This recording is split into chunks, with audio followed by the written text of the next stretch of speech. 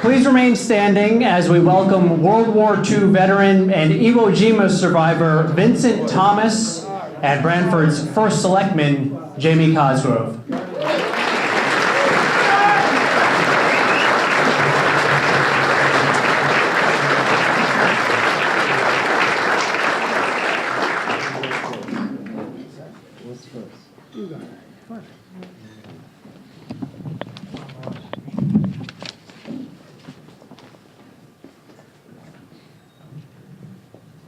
Let's all stand, please. I pledge allegiance to the flag of the United States of America and to the republic for which it stands, one nation, under God, indivisible, with liberty and justice for all. On behalf of the town of Branford, I welcome everybody here today, and I want to thank the Exchange Club for once again putting together this annual dinner as we honor and recognize members of our police and fire departments in our area towns, Branford, East Haven, Guilford, and North Branford. I thank the Exchange Club for all they do throughout our communities, in particular Branford, in their civic engagement, sponsorships, public awareness, but especially having this dinner, because all too often, and especially now, I think the service that the men and women of these departments do to our communities isn't acknowledged, or we don't show our appreciation as much as we should. And this is an opportunity for us to come together as a community and show our thanks and our appreciation. So congratulations not only to tonight's honorees, but the past honorees as well. And thank you to all members of the departments. So thank you.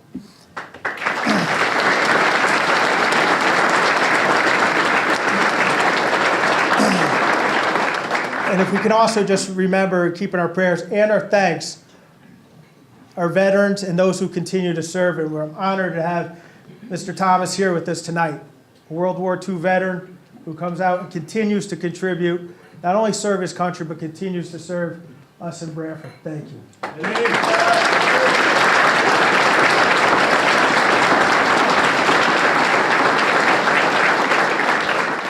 Let's please remain standing for our national anthem, sung by Keely Knutson and Chloe Lang. Band, present, pose. Oh, say, can you see by the dawn's early light what so proudly we hail at the twilight's last gleaming, whose broad stripes and bright stars through the perilous fight o'er the ramparts we watch were so gallantly streaming, and the rocket's red glare, the bombs bursting in air, gave proof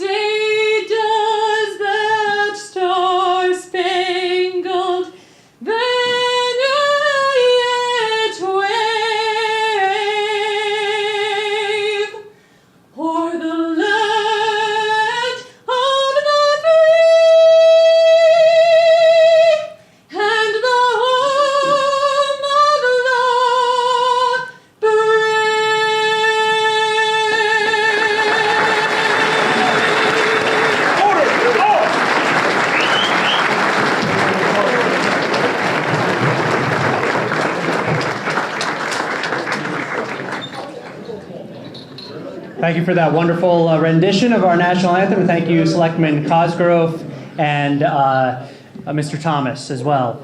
Please be seated and welcome Reverend Bill Keene. He is the senior minister of the First Baptist Church in Branford for our invocation.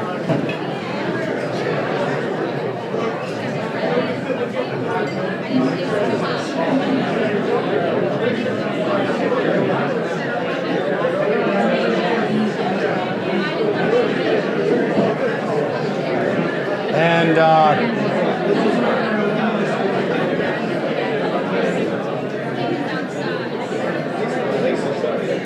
I'm also very, very proud indeed to be the chaplain of the Branford Police Department.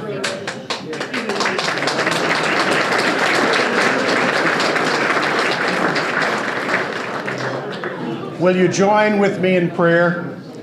Gracious God, source of all goodness and grace, we gather in this place commemorating the value of service and celebrating the performances of our best and our brightest.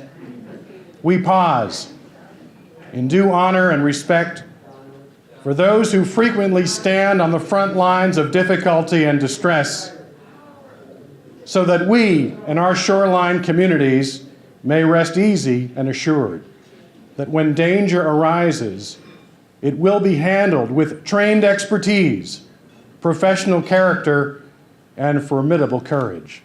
Tonight is a time to take pause in full consideration of those set aside for special acknowledgement.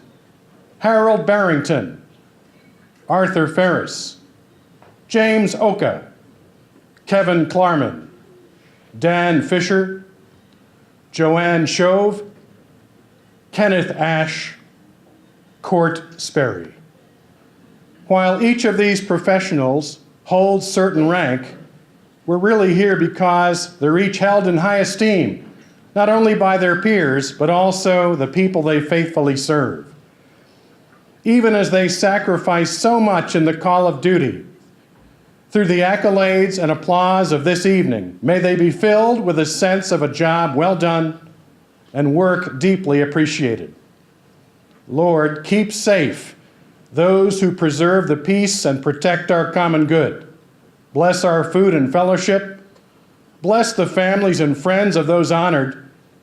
And may the real pride held in our hearts be forever matched by the tangible support our women and men in uniform deeply need and truly deserve. And now a moment of silence.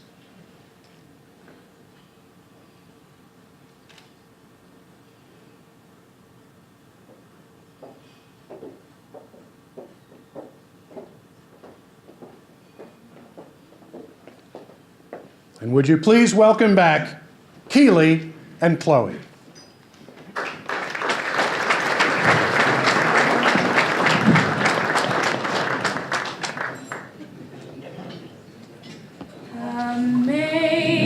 Amazing grace, how sweet the sound that saved a wretch like me. I once was lost, but now am found, was blind, but now I see. 'Twas grace that taught my soul to fear, and grace my fear relieved. How precious did my soul appear the hour I first believed. Through many dangers, toils, and snares, I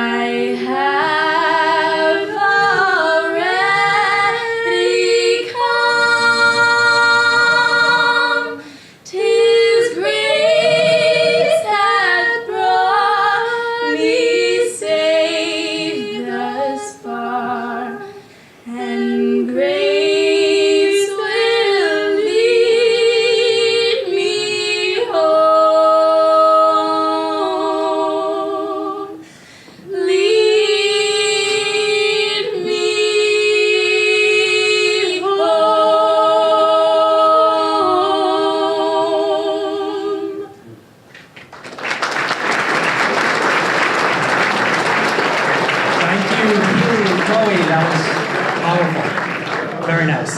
And thank you to the New Haven County Firefighters Emerald Society Pipes and Drums Band.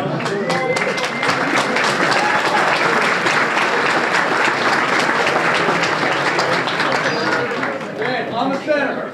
Set, 2, last mark. Ready? Go.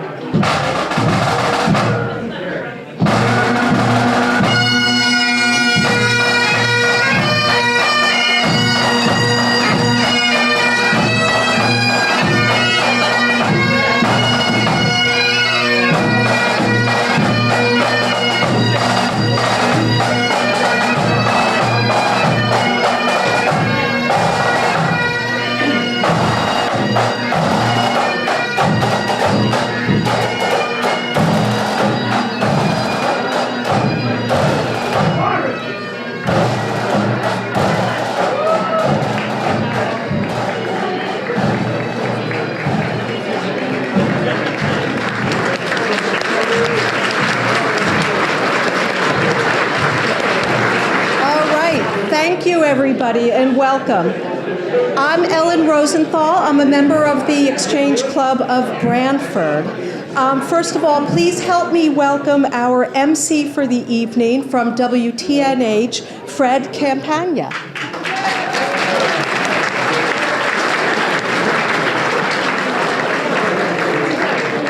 We are really thrilled that he could join us tonight and help us present our awards. Okay.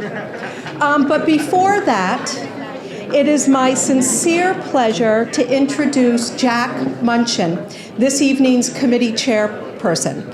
As you look at the amazing turnout and enjoy tonight's activities, please understand that this is possible largely because of Jack. Now, before I bring Jack up, is there somebody from Rosa's Dolores' office here? Okay, thank you. Jack, you want to come up?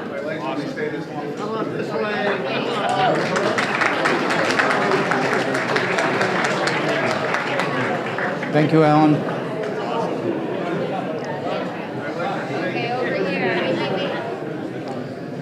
Ellen wrote a little script for me, made it easy. Thank you.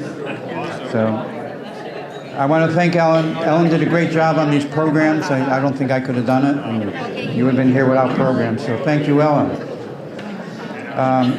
It's an honor and privilege to do this banquet again. This is our 4th banquet, and it's great to see how all the guys and see all the police chiefs and fire chiefs here and supporting their workers, their first responders.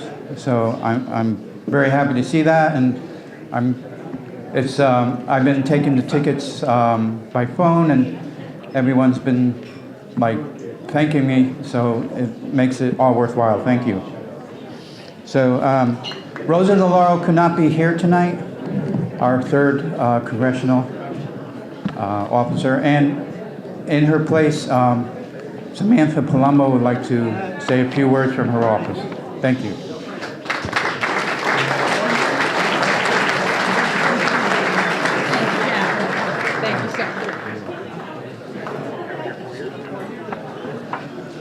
Thank you all so much for having me tonight. As I'm sure most of you know, Rosa is lengthy in her remarks. She did give me something to read, and I will condense it because it is 3 pages long. Thank you for your kind invitation to join us this evening to honor the service and sacrifice of 8 of our community's outstanding first responders, true Shoreline heroes. I am proud to join the Branford Exchange Club and Jack and the Shoreline community is represented here tonight in recognition of your outstanding service and the good work you do here for our community every day. All too often, we forget the critical role our firefighters, police, and emergency medical technicians play in our community. Your compassion, generosity, and unparalleled dedication to our community not only makes a difference in the lives of others, but often means the difference between life and death. We owe a great debt of gratitude to those who serve as firefighters and law enforcement officers, not only for their professional commitment, but for all they do to enrich our communities. Each of those honored this evening has dedicated themselves to ensuring safety of the public each day, facing dangers that few of us can truly comprehend.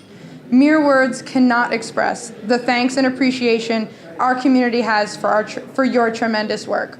And I will just say on a personal note, my father was a member of the North Branford Police Commission for about 10 years, and it was truly the love of his life to be there and to dedicate himself to the North Branford Police Department. And I'd be remiss if I didn't say a quick hello from my dad, Dave Palumbo.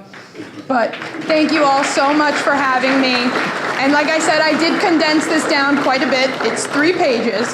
But Rosa really wishes she could be here, and thank you all so much for taking the time to listen to me. Thank you.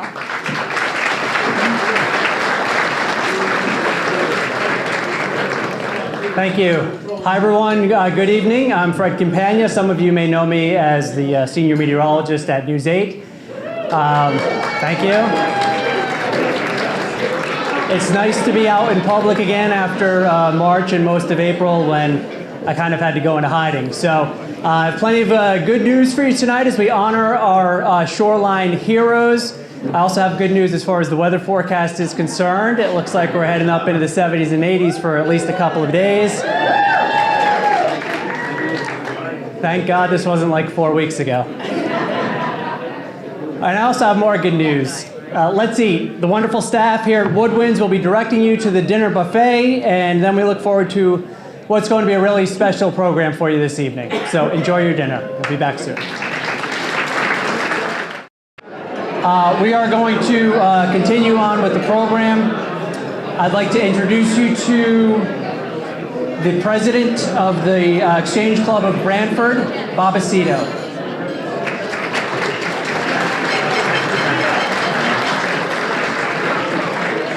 Good evening, everybody. Thank you for coming. Many of you tonight might know about the Exchange Club, or you might not know about the Exchange Club, but we've been around since 1911. As a matter of fact, the Branford Exchange Club has been around since 1949. And there's a brief description of this Exchange Club in your program if anybody's interested, or you can hit our website and you'll get some more information. The Branford Exchange Club partners with several local organizations such as the Community Dining Room, the Early Childhood Collaborative, and we have helped them with ongoing expenses and special projects. We have a significant relationship with Branford High School. We sponsor a number of scholarships, and we're starting an Excel Club, which is like a junior exchange club for members of the Branford High School. It's something that we're very excited about, and we think we can reach out to some of the youth in the area. As you know, the Branford Exchange Club has been hosting this event for several years, and we hope to do it for several more years because the police and fire department of our local communities do so much to us, and it's a joy for us to give back a little bit and say thank you to them. I want to thank Jack and the volunteers and everyone who made this possible, and thanks to Scott and his staff. They did an excellent job. Thank you, Scott.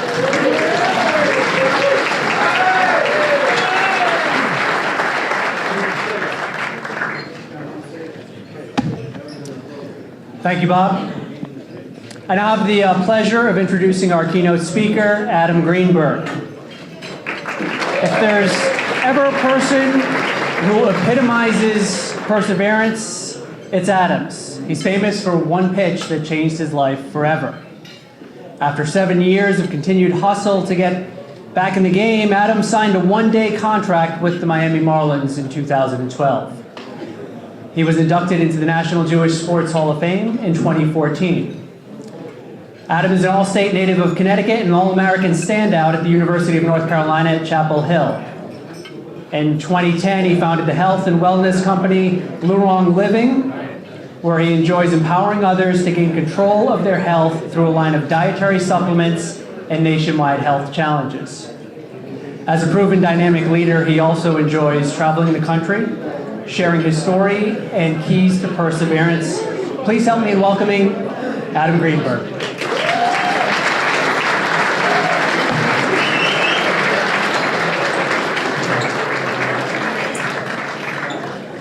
Thank you very much for having me. This is a tremendous opportunity to be in front of all of you, amazing human beings, people who have dedicated their lives to helping and serving others. And there's really no greater gift than to be able to do something and have an impact on other people's lives. So I want to thank the Exchange Club for having me here. Thank you, Jack. And thank you truly to everyone who has dedicated their lives to serving others. So, let me take this out. Okay, this is more comfortable for me. So why am I here? Who am I? I'm just a kid, 5'8", 3/4, white, Jewish from Guilford, Connecticut. I grew up around the corner with a dream. Since I was 5 years old, or as long as I can remember, and that dream was to play Major League Baseball. Now, I grew up a Yankee fan, so I probably lost half the room. But it doesn't matter. I grew up with the dream, and I knew that to be a Major League Baseball player was going to take a lot of work. And not just work, but a lot of obstacles and challenges and failures. Now, I'll give you some statistics. In the entire world, there's 8 million people every single year that try to play baseball. Okay, from Little League all the way up to the Major Leagues. There's only 750 spots at any one time in the Major Leagues. Now, Guilford educated, right? Not the brightest guy. That's me. Not the brightest guy for a couple of reasons. Number one, I played the dumbest sport in the entire world. Baseball. Baseball is, and I'll get to why. I love the game. I gave my life to it. But I say that in a joking manner, saying because it's the closest thing related to life. It's a game built around failure. You fail 70% of the time, you're considered good. What smart person would say, I want to take that job? It's really not that smart. But what it means is you're never as good as you think you are, and you're never as bad as you think you are. You can have the greatest day in the world. 4 for 4. That means you get 4 hits. Who's not a baseball person? I'll make sure I can talk to you guys. So you got 4 at-bats, and you got to hit 4 times. You're perfect. The very next day, you can go 0 for the same 4 at-bats. You're the same person. So you go through challenges, you go through struggles, you go through obstacles, and it's what you do when adversity strikes. That's my story, personally, but that's also everyone in here. Everyone in here has been given one gift outside of the gift of life. Now, I'll get to the what gift you have all been given that you all share, every single person in this room at the end. But I promise you, it is the same. Now, growing up, I knew that I needed to get to college, which I went to the University of North Carolina. I also knew that if I was drafted, that was my first objective, that was my first goal. Now imagine going through your entire life, everything you ever worked for one opportunity. One opportunity where your life completely changes. That is what happened to me. But after I was drafted and left school after my junior year at the University of North Carolina, was drafted in the 9th round by the Chicago Cubs, I went to Lansing, Michigan. And it was a dream come true. I was making $850 a month. $20 a day on the road for meal money for 5 months. They only pay you when you play. Now, if anyone can do the math, that's beyond below minimum wage. That's poverty. But it was amazing. The 8, 10, 12-hour bus rides to get to the game, and you show up to the stadium at 1 o'clock after you've been on the road the entire night before, and you get there, straight off the bus, you get dressed, you take your batting practice. It was heaven, because I was playing the game that I picked, that I chose, that I sacrificed everything for. Now, I'll tell you a story, though. Does anyone believe that attitude is our decision? We control it? But you know how quickly that attitude, we can give it away, and we do it every day. We give our attitude away. Well, my story starts where I was drafted, and I was playing well in the beginning, had a high average, and then I started to struggle. Just a few games in a baseball stretch, you can struggle, and your average can go really high and really low really quickly. I found myself on the bench for 8 straight days. Now, non-baseball people, that's 8 straight days in baseball. You play every single day. Football, you might play 1, maybe 2 games in that 8-day stretch. I had to watch the team play for 8 straight days.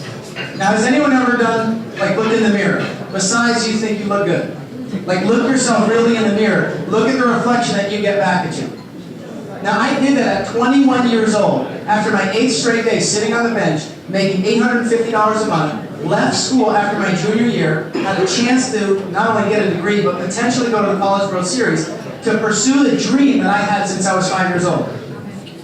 So I walk down to the clubhouse, look at myself in the mirror, and I go, oh my God, I'm looking at myself in the mirror.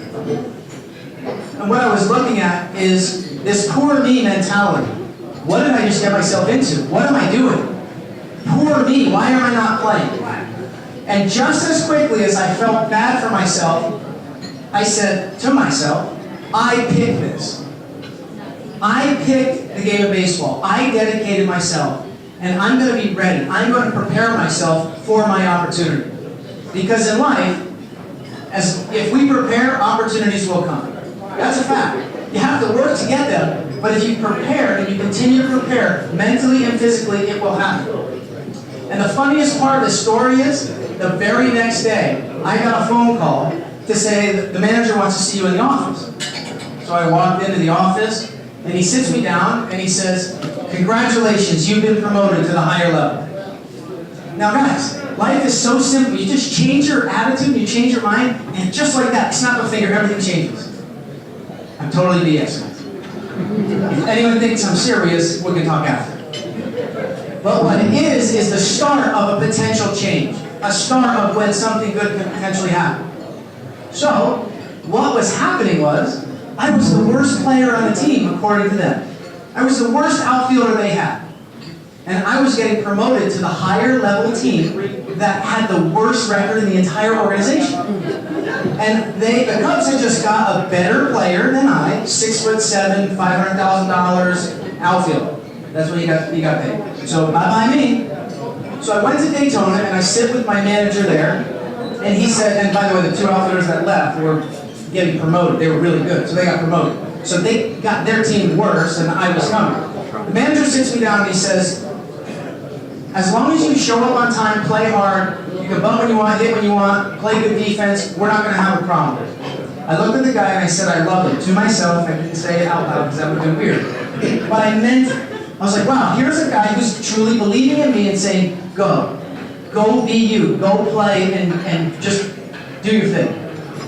The 5th game into the season, into my stay in Daytona, I led off with, and I'll explain this, a home run my first at-bat. That means I hit the ball out of the fence. I got to trot around the bases. My second at-bat came up in the 2nd inning. I hit a ball off the right center field wall, and I got to 3rd base, which is a triple.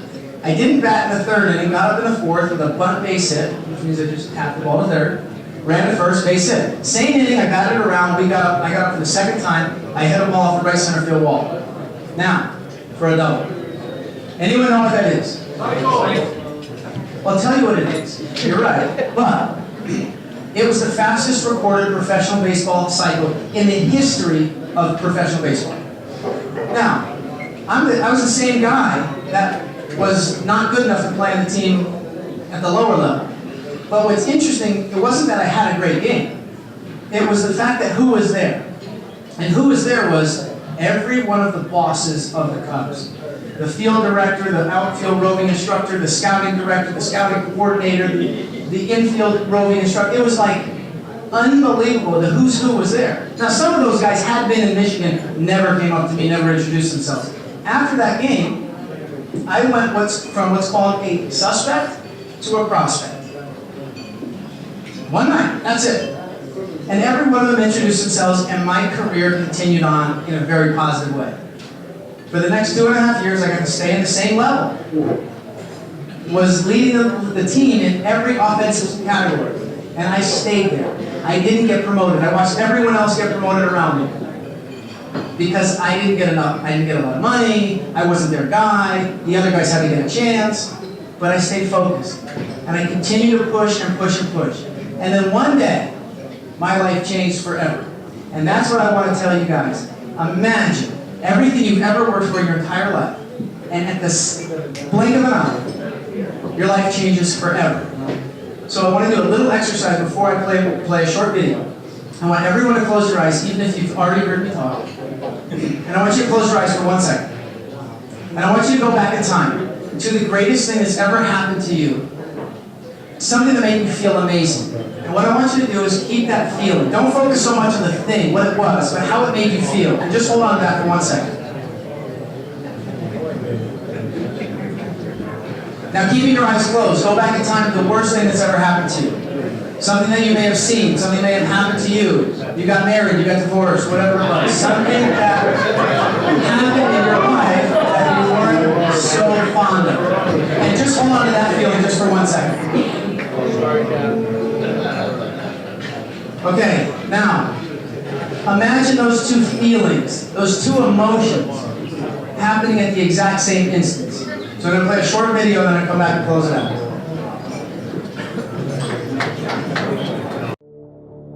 When you work for something your whole entire life and finally that dream's realized and you're there and then something like that happens, it's tough to handle. Just think about a kid like that who goes from the highest point of his life to the lowest point of his life in the fraction of a second. He was a, tremendously talented young man. Do you remember the Well, yeah, I gave him the call a pinch hit. Adam Greenberg will be the batter, making his major league debut in this appearance. And here's Greenberg. Oh, Look out. Man, he got hit in the head on the very first pitch. Bam, goes down. You could hear the thud all across the ballpark. I grabbed my head instantly because I really felt like I was holding it together. This was before concussions became a major story in sports. Back then, a concussion, no one really thought twice about it. Bending over to tie your shoe, left you with headaches, for hours. Everyone dreams of getting in the batter's box as a major league player, saying, I made it to the big leagues. And in a blink of an eye, that's the end of the dream. It's not supposed to end that way. That's not going to be it. I'm not going to be a 15-minute of fame, one-pitch guy in the major leagues. I'm going to get back. I've worked too hard in my life and my career to have that be it for me. I know that how I feel right now, I'm willing to put in the time and effort.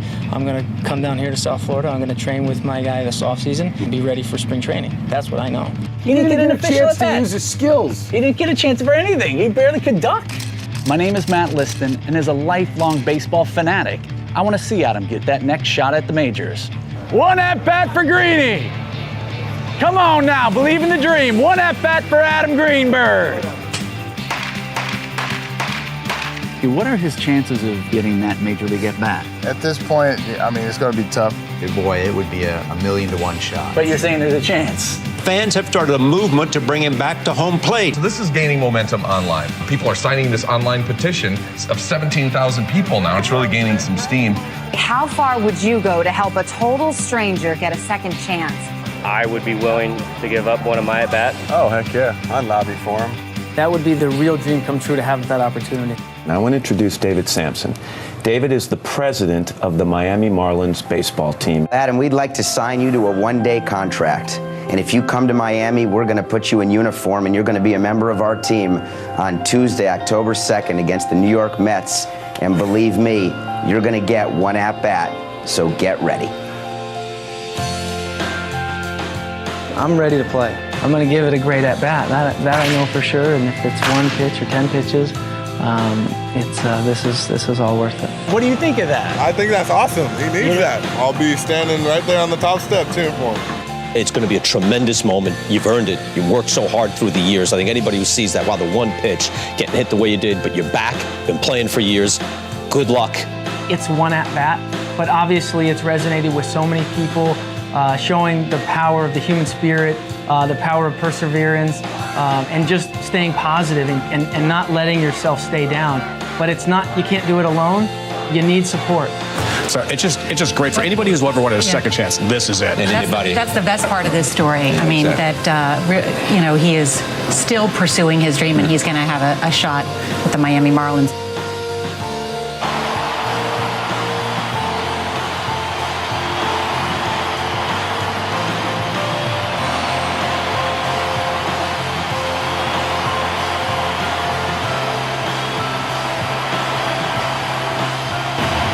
Dickey on the mound, Adam Greenberg in the box, and here we go. First pitch, strike one. Here's the one thing that I want to make very clear. This campaign and this at-bat is a success already. Dickey, 0-1 pitch. And Greenberg takes a swing and a miss. And he's behind in the count. 0-2. This is not a baseball at-bat to me. This is really a story to kind of help motivate people and have them realize that anything is possible if you don't ever give up and you keep your mind set on your goals. 0-2 pitch. Swing and a miss, and he strikes out. But you know what? He made it back. He got his runner back, and the crowd comes to its feet again.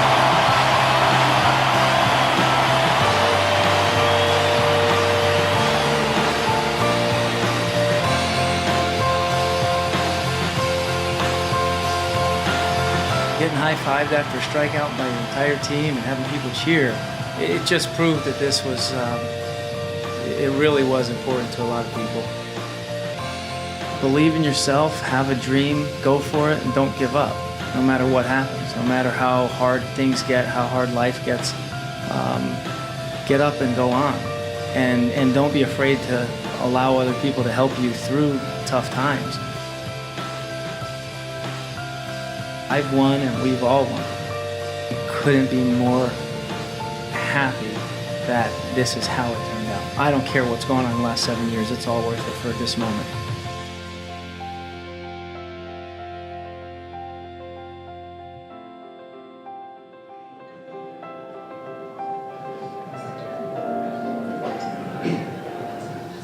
So who thought I was going to get hit? So when Disney comes out with a movie, I will have gotten hit, and bases in life is awesome. But what my story is all about is kind of why we're in this room together. It's about overcoming obstacles, overcoming challenges. What's not spoken of is after I was hit, my eyes rolled in the back of my head. I thought I was dying. I grabbed my head because I thought my head split open, and I said 2 words 3 times: stay alive, stay alive, stay alive. Not something that you're supposed to say after you work your entire life for an ESPN nationally televised Sunday night baseball game and seeing 1 pitch in the major leagues. But when the training staff and the medical staff came over to me and they asked me simple questions, right? Anyone who's a medic here, you see somebody get hit, especially in the head, up under the helmet with a 90-mile-an-hour fastball, you're going to ask them certain things like, how many fingers am I holding up, right? Follow my finger. Simple stuff. But the next thing that they ask is something that they will never forget, I'll never forget, and I'll tell everyone until the day that I die what the question was. And we talk about what we want in life, right? I want this, I want a big house, I want a great family, I want to be whatever the heck you want to be. But if you say it, that's one thing. If you work at it, that's another. But if you truly want to accomplish something great, you have to feel it with every ounce of your being. You have to give it everything that you have. Everything.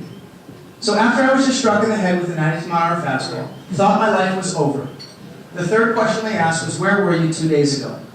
My answer, I was in the minor leagues and I'm not going back.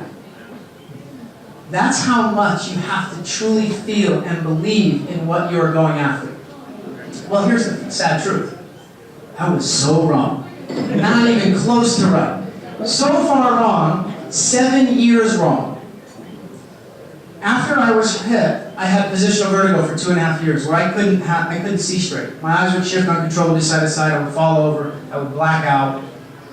I had non-visual issues where I thought my vision was okay, because I could put my hand over my eye and see all the letters and the numbers on both. But no one ever checked, do my eyes work together? So I've been a career 300 hitter my entire life, which is pretty good. The next year, I hit 209. Asked for my release from the Cubs because they thought I was wasted. I was just useless. And over 1.5 years later, I put goggles, glasses, 3D glasses on my face in spring training with the Royals. And I had to take a triangle and put it in a rectangle. Simple. Seemingly. So I did it, and I did all these exercises. And at the end, I took the 3D glasses off, and that rectangle where the triangle was supposed to be in the middle was 13 steps away from the target. My eyes weren't working together. So imagine what I was going through, struggling, being told by a therapist, suck it up and be a man. I was dismissed by the Cubs as a waste. Had issues where I didn't know if the quality of my life where it would take me. But I never gave up. And you know why? Because I had people around me that actually cared. I put myself out there. I asked for help. And fortunately, I was able to receive it. But there's 3 principles that I live my life by. 1, prove myself right. Totally selfish, right? Well, we live our own life. We only get one of them. So if we're happy with what we're doing and what we're pursuing, then that's a selfish act. But what happens is when you do that, with the focus of making the people around you proud, things can be really awesome. But here's the third. And sometimes we flip these. And this is where we go wrong. The third is the people that say you can't. And I was told I couldn't. A lot. A lot. The people that say you can't or fight against you, that's the fighter. That's when things get tough. For me, after getting released by the Cubs, the Dodgers, the Royals, the Angels, the Reds, and filing bankruptcy in the middle of all of it because I gave everything that I had to the game of baseball that I loved. I let myself and my drive, because I had to lay myself down on my own pillow every single night, fuel me to get back to the major leagues. Now, a lot of people in here, especially the honorees, pretty selfless job, right? Go out, not everyone knows what you do all the time, but it's so honorable, it's beyond honorable because you are prepping, planning, doing everything you can to help save or make somebody's life better. That's pretty powerful. You know what my definition of a champion is? Now there's a lot of definitions, but my personal one is what are you doing when nobody's looking? Right? Seems like something that we should all live by, but it was validated to me. It was validated to me after I was playing with the Bridgeport Bluefish, after multiple surgeries and injuries that I had after I was hurt for various reasons, rupture of Baker cyst, tore a cartilage in my wrist, and. But when I was playing in Bridgeport, I go for a ball, I snapped my rotator cuff after I was just released by the Reds, and they told me I'd be in the big leagues. I'm talking 2 weeks after that. So I had a drive and a desire to keep pushing and keep pushing. And I rehabbed, I came back 5 months to the day of surgery, I played, opening game, didn't miss a game. And guess who I got to face? Opening night. The guy who hit me in the back of the head. And guess what I got? Besides a fastball, a cut fastball that started in at the hip and went over the plate, and I was like, dude, really? But I beat him. I got a base hit. Now, what if I had gotten that hit in the big leagues? We all go back, right, in time? What if this happened? What if it hadn't happened? Well, guess what? Guys, life happened. It's over. Doesn't mean it doesn't exist. It means what do you learn from it? And what are you going to do next? So, I got a hit, and I was asked, well, what if you did? I didn't. Guys, this is my life. This is who I am. And now I have an opportunity to be in front of people like you and hopefully share a story of what happens if you keep pushing and you keep pushing. So when I finally had my dream realized again, it was because I was doing something when I thought nobody was looking. I never stopped in the 7 years.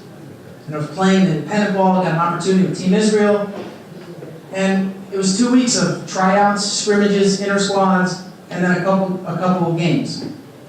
Well, just so happened that the Miami Marlins, we were at their training facility, and they sent their scouts. I mean, guys, you wouldn't have any idea who they were, like in the back, way in the back. They weren't dressed anyway, but they were watching everything that I did, with the intent of making sure and proving that I was a major leaguer. And after those 2 weeks, and we lost the championship game, I thought my career was over, I got the phone call that changed my life again, forever.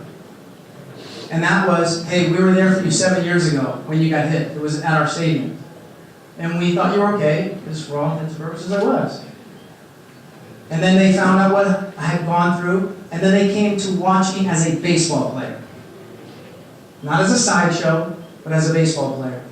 And when he said, we want to give you a one-day contract to play in the major leagues again and get your at-bat that you deserve and you earn, I was speechless. Now, obviously, you know I can talk. I had nothing to say except thank you. Because no one owed me anything. Nothing. But it was the greatest thing for me, because what it exemplified was what happens when you don't quit. So being able to be in front of you tonight, I'll tell you what that gift was.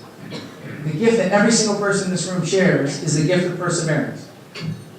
And if you think I'm lying, look around you. You're here. You've gone through something. You've gone through a challenge. You've gone through an obstacle. To be sitting here, you have to have overcome something. We have a gift. But guess what? Just like our attitude, we can give it away. Perseverance is a gift that we give away far too often. Poor me. Why did this happen? don't worry about it. That's not real. Because you know what happens every time you do that? If you have a gift and you stop working at it, that's what happens, it goes away. So my message is to keep fighting, keep working, band together, unify, and overcome challenges and obstacles and reach out and extend a hand. So when I say it's truly an honor to be home and have an opportunity to speak in front of you, in the beginning when I said close your eyes, the greatest and the worst thing that ever happened to you, imagine at the exact same time, I think you guys put it together right? You're pretty smart here, no? Okay, here's the difference. What you think was the worst thing that ever happened to me, and I get it all the time, I'm so sorry. No. I'm so blessed for having been hit the way that I was. I'm so blessed for having gone through what I went through. I'm so blessed for having so many challenges. I'm so blessed to have so many obstacles in my life because I can then share and connect with more people. That's a pretty cool gift and a cool opportunity. So thank you all so much for listening. And you guys were a great audience. You're very attentive. And congratulations to everyone that is being honored tonight. And truly, from the bottom of my heart, thank you for what you do. Because without you, we're just going through life with no help. And when I was going through life and I had the help and support around me, it got me through. So don't ever underestimate what you do and what you mean to this community and the people around you. So thank you so much for having me.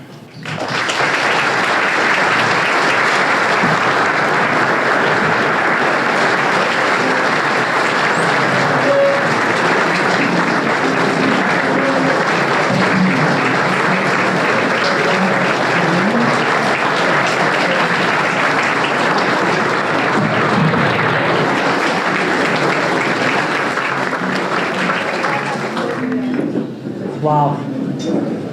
Thank you, Adam, for that. Super inspirational. I am going to be sure to share your story with my kids. I think that was incredibly inspirational. I also like what you said about failing 70% of the time in baseball and being considered a success. I can relate. As a meteorologist, if you fail 1% of the time, you're considered a spectacular failure. So, but such is life. Okay, and now we are going to move on to our main purpose for being here tonight, which is to honor our Shoreline heroes. Dr. Henry Lee, who you will hear from later, will be joining me as well. So here's how we're going to do it. We are going to go in the order of the heroes that are listed in the program. So in keeping with the baseball theme, we will have someone at bat, so to speak, and someone on deck. So could Harold Barringham please come up first, and Detective Ferris, you will be on deck.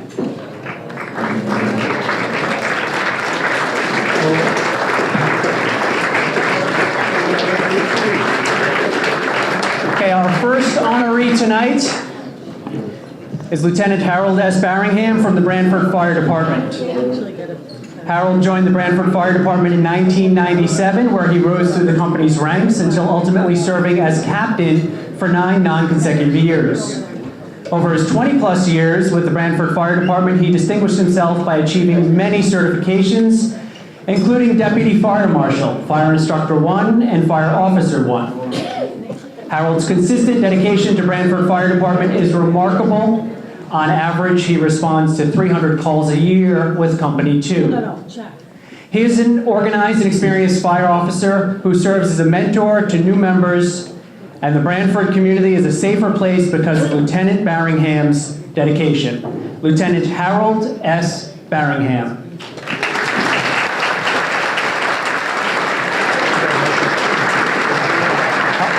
How are we going to do the photos?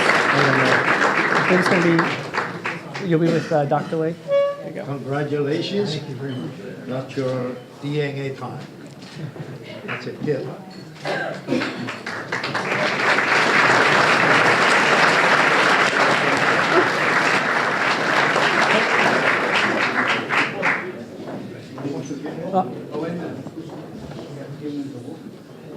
You can now receive the award. Lieutenant Barringham, please accept your reward as well.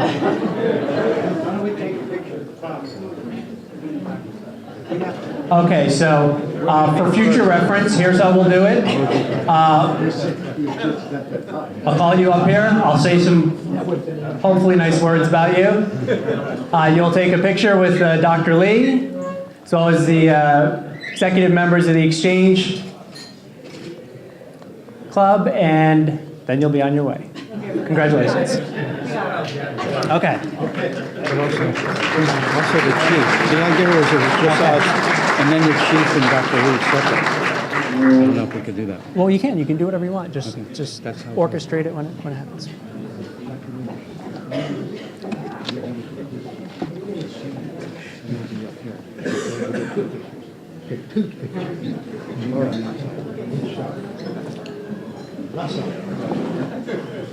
And now from the Branford Police Department, please welcome Detective Arthur Ferris. Detective Ferris has been a member of the Branford Police Department since 2002, where he has taken on many additional responsibilities, including becoming a field training officer and a tactical operator on the Special Responses Team, commonly referred to as SWAT. And he currently serves on the SWAT team as a crisis negotiator. Detective Ferris has overseen the Youth Division and was responsible for investigating all major crimes involving children. Detective Ferris also spearheaded numerous investigations regarding child pornography that required coordinated efforts between local police, the National Center for Missing and Exploited Children, and police departments from around the world. Detective Ferris has recently been transferred to major investigations where he has been instrumental in solving burglaries, robberies, and fraud that occurred in the town of Branford. Detective Ferris has received numerous letters of recognition, awards, and commendations proving that his professionalism is above reproach. Detective Arthur Ferris.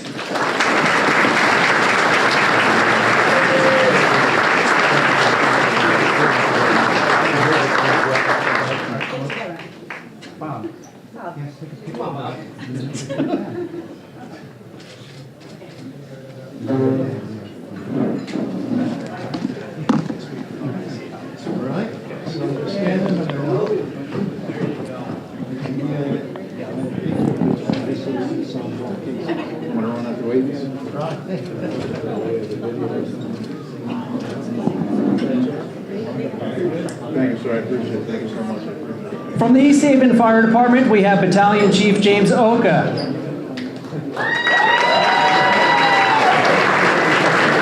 James F. Oka Jr. started his career with the East Haven Fire Department in 1985 as a volunteer with Company 1 and was hired by the department as a career firefighter and EMT in 1987. In 1993, at the age of 26, he was promoted to Battalion Chief, where he continues to serve as the most senior Battalion Chief with the department.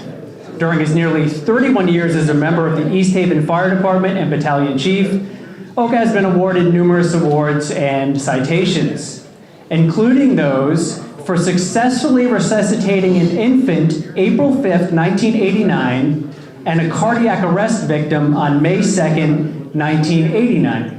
That is one hell of a month. James always finds a way to volunteer time to church and school functions. It is not uncommon to find him handing out food to the homeless or giving rides with his SUV in a snowstorm. Most notably, providing a ride to a woman who could not travel due to a storm so that she could be at her mother's bedside during her final hours. Thank you, Battalion Chief Oka.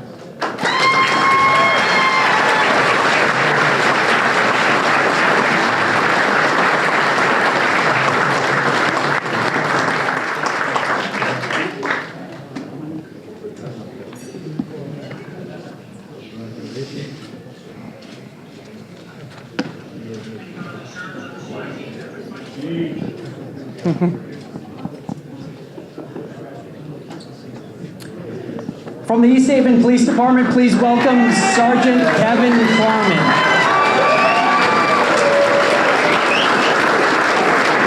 Sergeant Klarman began his law enforcement career with the East Haven Police Department in 2006. He was promoted to the rank of sergeant in 2014, and he is also a certified field training officer, holding several other certifications in police internal affairs, line supervision, supervisory level crowd management and mobile field force training, and command and executive management trainings. Sergeant Klarman is a highly decorated officer with numerous awards, letters of recognition, unit citations, and commendations attesting to his strong character, steadfast commitment, and professionalism. Most notably, he has received the prestigious Medal of Merit on 3 separate occasions, among the most of any other officer in the department's history. As a patrol officer, he has been acknowledged several times for exemplary performance for incidents involving armed suspects in both 2007 and 2009. And in 2016, under his leadership, a kidnapping suspect who had abducted a toddler in the city of New Haven was apprehended by East Haven police officers. In 2010, he received the Courage of Connecticut Award for outstanding courage and performance beyond the call of duty. Thank you, Sergeant Klarman.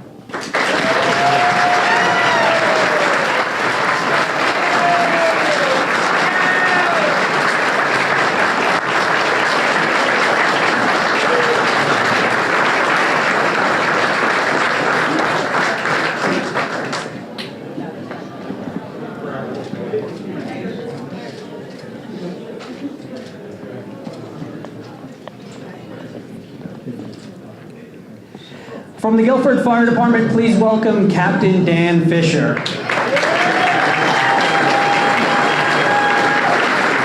Captain Fisher has been a volunteer firefighter for Guilford for over 29 years. Currently, Dan serves as a captain of Eagle Hose Company 2 and is in his 16th year in that leadership role. Captain Fisher has held numerous positions in his 29 years, including captain of the dive team from 1992 to 2003, and is presently serving in his 12th year as an advisor for the Guilford Fire Department Cadet Program. For the past 3 years, Dan has been serving the role of training officer for the Guilford Volunteer Fire Department to ensure and maintain OSHA compliance. Additionally, Captain Fisher has been an active leader in the Guilford Fire Department's participation and success in the annual Valley Shore Regional Firefighter Competition, helping the department receive several top honors. Dan has spent countless hours responding to calls for service by the residents of Guilford and those who pass through it each day. He has dedicated his time and resources to assist the department in fire and emergency responses and weather-related storm operations. He has received letters of commendation for his roles and responsibilities during fire and EMS activities. His professionalism, pride, and dedication to duty are keeping with the highest traditions of the Guilford Fire Department. Captain Dan Fisher.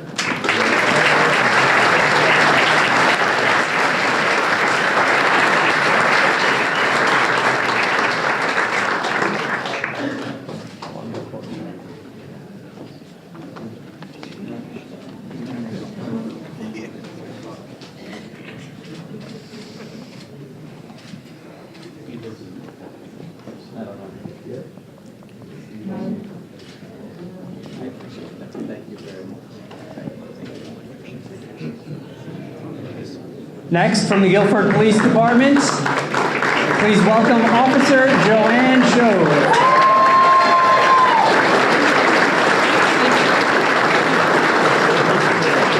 Officer Shove is a 16-year member of the Guilford Police Department. For the last 3 years, she has been the department's school resource officer.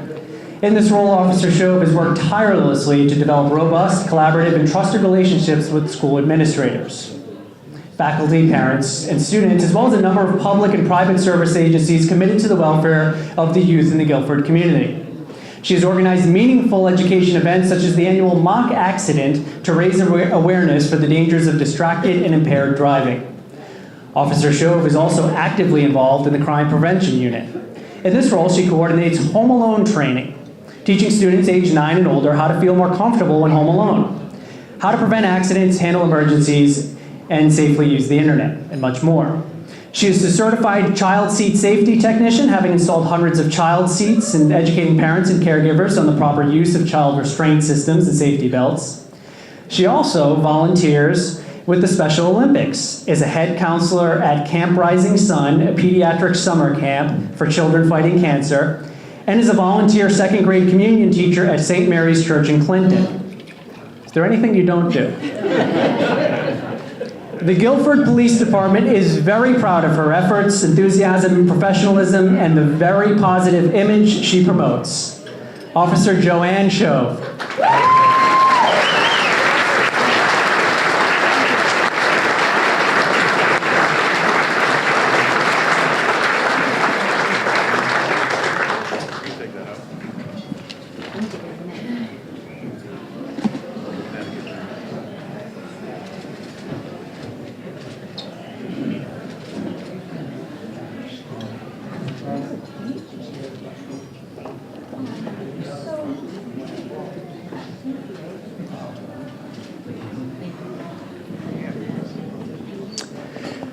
From the North Branford Fire Department, please welcome Lieutenant Kenneth Ash.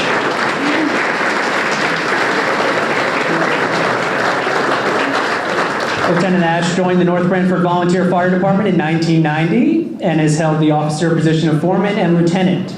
He's also been chairman of the company's executive board as well as serving as fire commissioner for a number of years. Ken is a very active member of Company 1. He responds to over 350 calls a year. He is a certified medical response technician, is Hazmat Ops and FF1 certified.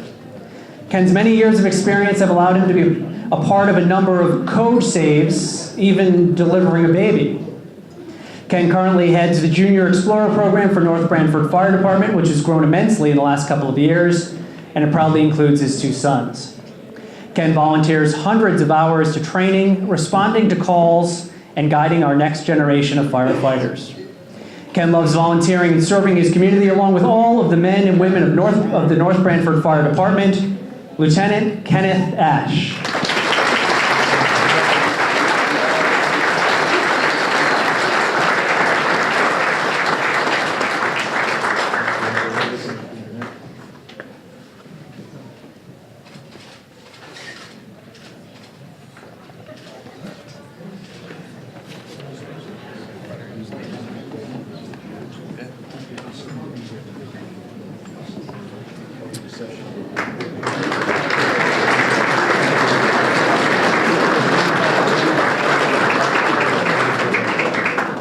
Now our final honoree of the evening is Sergeant Court Sperry from the North Branford Police Department.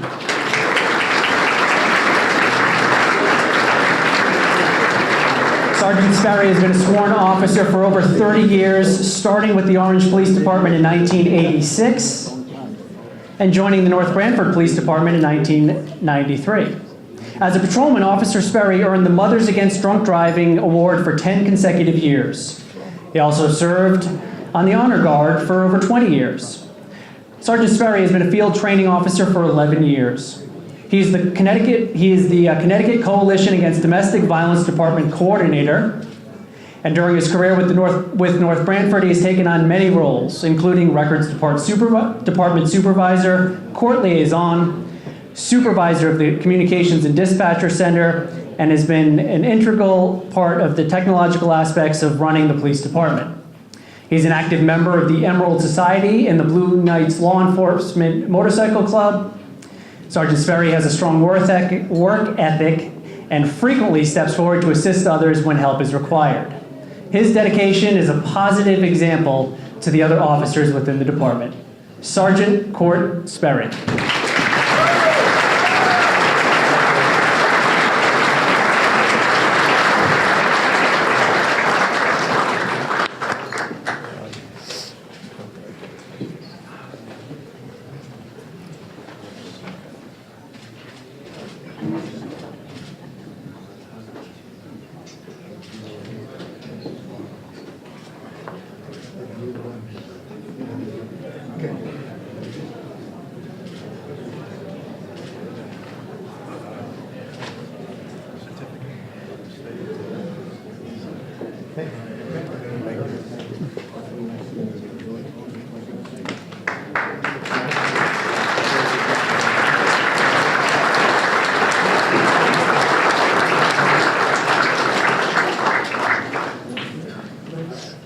Thank you, Fred. Thank you, Fred, for helping us recognize these outstanding public servants, and thank you, Dr. Henry Lee. I'm here to introduce Dr. Henry Lee. And as I always say, you have to be in a cave for 30 years if you don't know who Dr. Lee is. So I'll just give you some highlights. There's, just like Rosa, there's 3 pages we condensed to a few paragraphs. So, Dr. Henry Lee is one of the world's foremost forensic scientists. He's been a prominent player in many of the most challenging cases of the last 50 years. Dr. Lee has assisted police from 46 countries in helping to solve more than 8,000 cases, including the murder of John Benet Ramsey, the suicide of Vincent Foster, the kidnapping of Elizabeth Smart, the death of Shonda Levy, the reinvestigation of the Kennedy assassination. Also the Casey Anthony case. Dr. Lee has taught as a professor in more than 50 universities. He has authored hundreds of articles. He's authored and co-authored more than 40 books, and his TV show, Trace Evidence, received several awards. Dr. Lee's career has included decades of work with the Connecticut State Police and other state agencies. Dr. Lee is currently the Director of Forensic Research and Training Center in Jack, just sit down. Don't okay. He does this every year.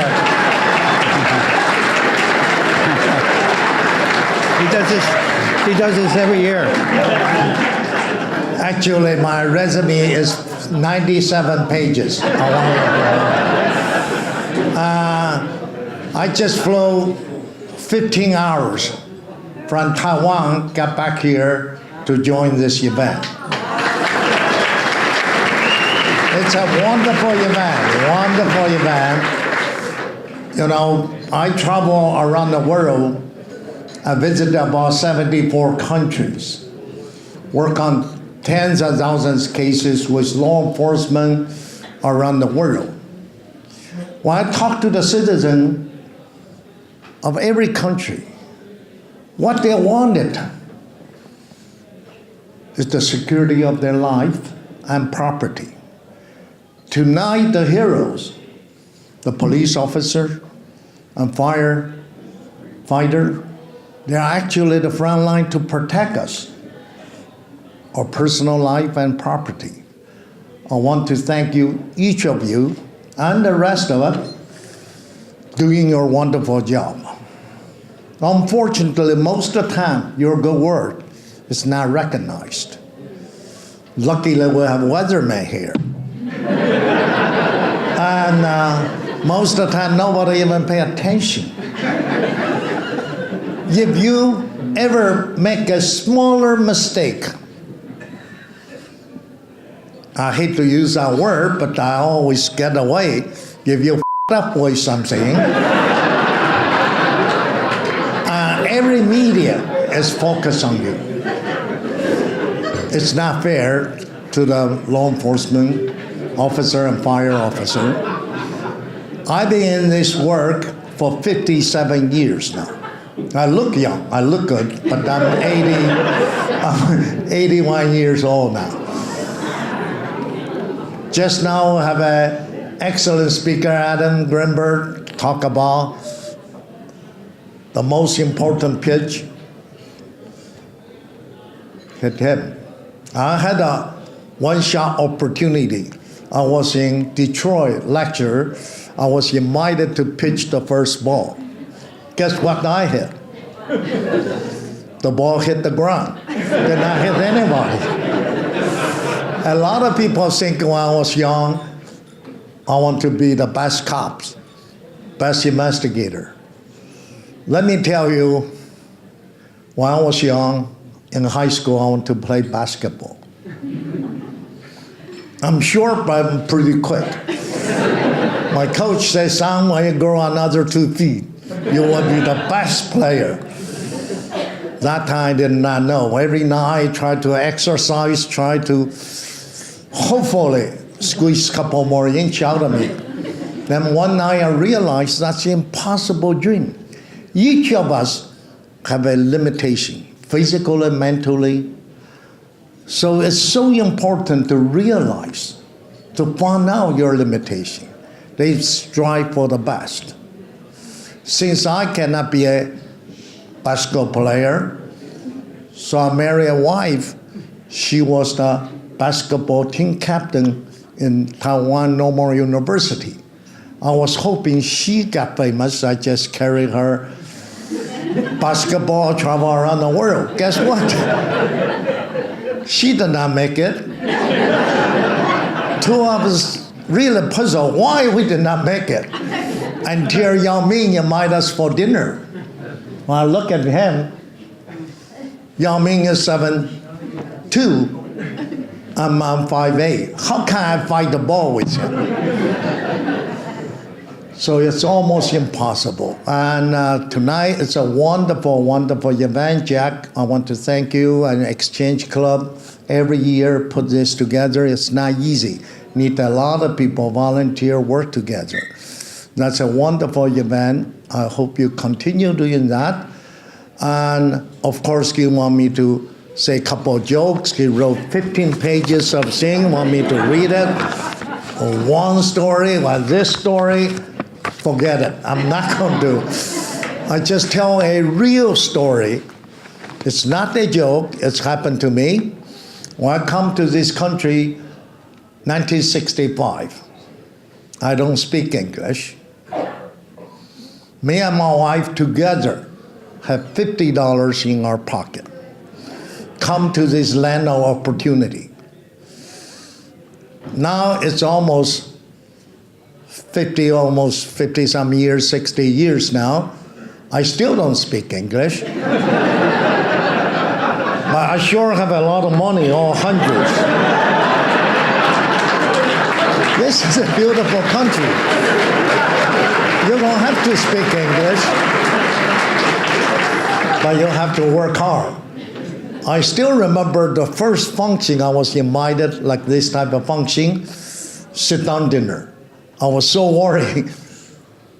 I only can say, hello, how are you? But never get in trouble. Just say, hello, how are you?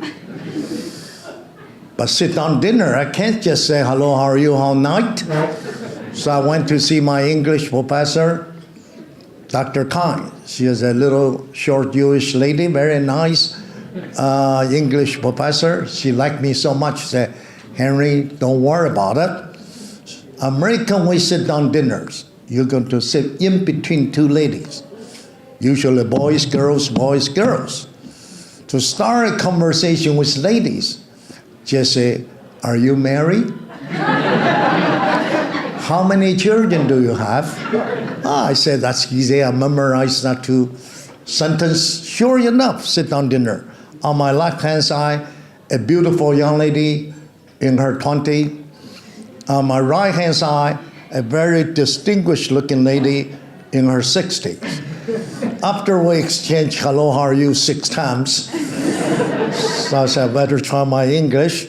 To the young lady left side, I said, are you married? She gave me a big smile, said, no. I said, how many kids do you have?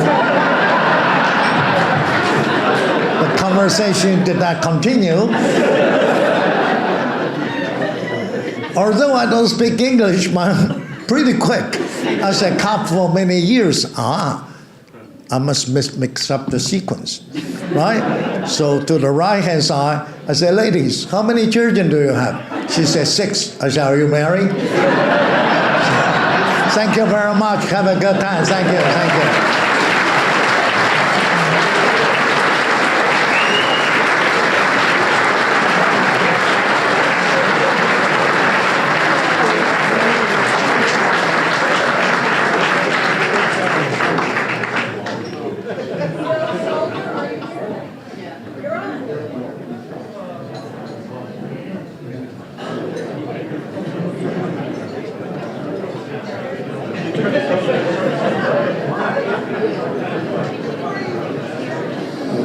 Hi, everybody. You may not recognize me. I'm outside your jurisdiction. I'm in Norwalk. I'm on the national board of the National Exchange Club. We in Exchange strive to inspire our communities to become better places to live. You inspire the Exchange Clubs by the sacrifice that you give every day We honor you, we respect you, we celebrate you. The only thing that we would ask in return is that you would consider joining us in our local exchange clubs, Old Saybrook, Westbrook, Branford, and there's clubs in Norwalk or throughout the state.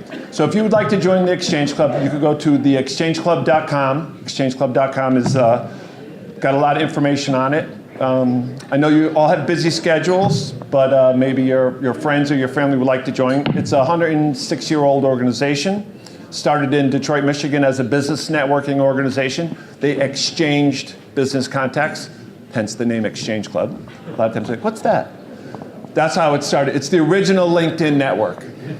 I'm a contractor in Norwalk. I get a ton of work from it. It's a great opportunity. If you know anybody that's in the trades or anybody that owns a business and they're looking to increase their business network, have them join the Exchange Club. It works for me, and I'm sure it'll work for you. We have this thing we call the Covenant of Service. So any Exchange Club members here? Are we going to recite the Covenant of Service, Jack? Sure. All right, so Exchange Club members, please stand up. We're going to recite the Covenant of Service.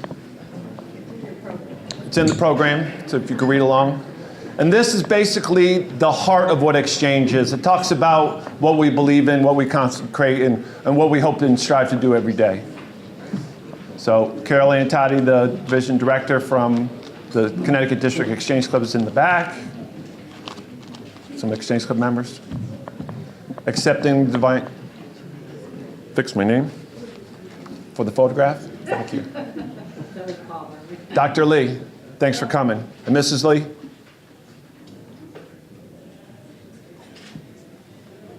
I'll stand up. No, you can stand up if you want. No, I just like your wife. You probably don't know. Some of you know my wife passed away. Oh, I'm sorry. Last July. That's my wife's best friend. We know each other 17 years now. She now come to take care of me. I'm so sorry for your loss.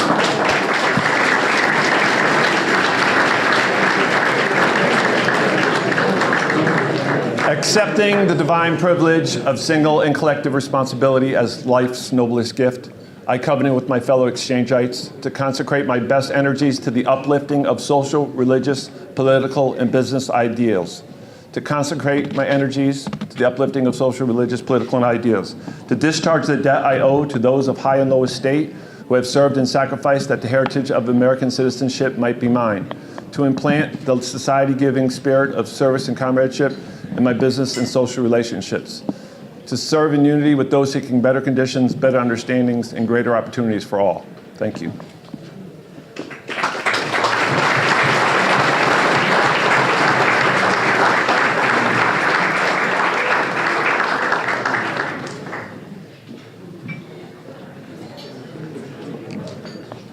All right, we are nearing the end of the evening.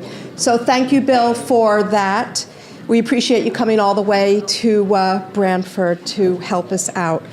So this has been a great evening, and we're going to end on an inspirational note with God Bless America, performed by Amanda Pogach.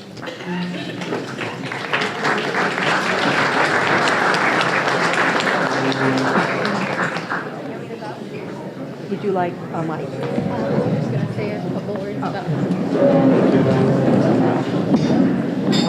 Hi, everyone. I just want to point out that to God Bless America, you may not know this, there are 3 parts.